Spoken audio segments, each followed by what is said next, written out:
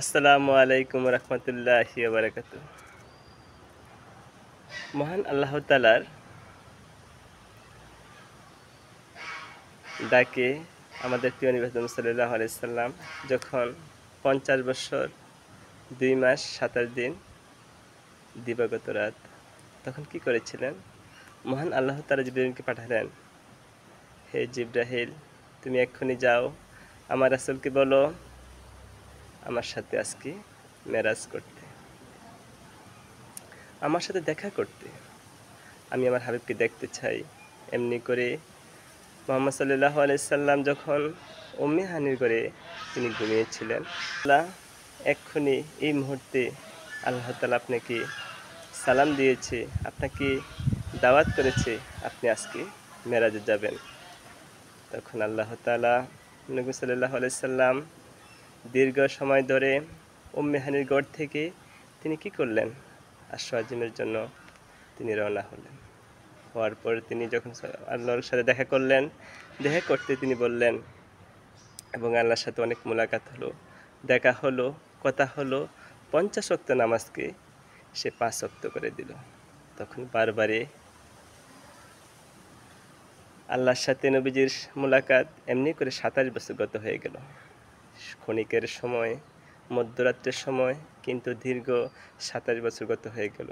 নবী সাল্লাল্লাহু আলাইহি সাল্লাম যখনই মক্কা থেকে তিনি মদিনা হয়ে তখন বলল যে, হে আল্লাহ রাসূল, আপনি কি দেখতে পাচ্ছেন অনেকগুলা খেজুর বাগান, আপনার শেষ স্থান হবে মদিনায়। এই জায়গা দেখে গেলেন, তারপর বাইতুল মুকাদ্দাস চলে আসলেন। বাইতুল মুকাদ্দাস যেই করার মধ্যে বোরাককে রেখেছিল, সেই স্থানটা আজও সে বাইতুল মুকাদ্দাস রয়েছে। নবী সাল্লাল্লাহু আলাইহি সাল্লাম তিনি প্রথম আসমানের হইতে আরম্ভ করে সকল নবী ২,২৪,০০০ পয়গাম্বর সকলকে নিয়ে তিনি একটি জামায়াত করেছিলেন, সেই নামাজ পড়েছিলেন, সেই নামাজ ইমাম ছিলেন আমাদের প্রিয় নবী সাল্লাল্লাহু আলাইহি সাল্লাম।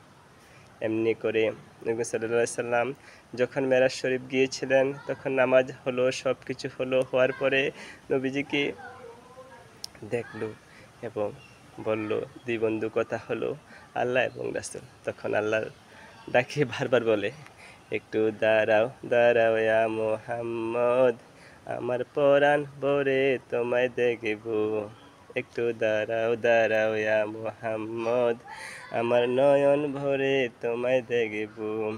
আমার নয়ন ভরে তোমায় দেখব, আমার নয়ন ভরে তোমায় দেখব।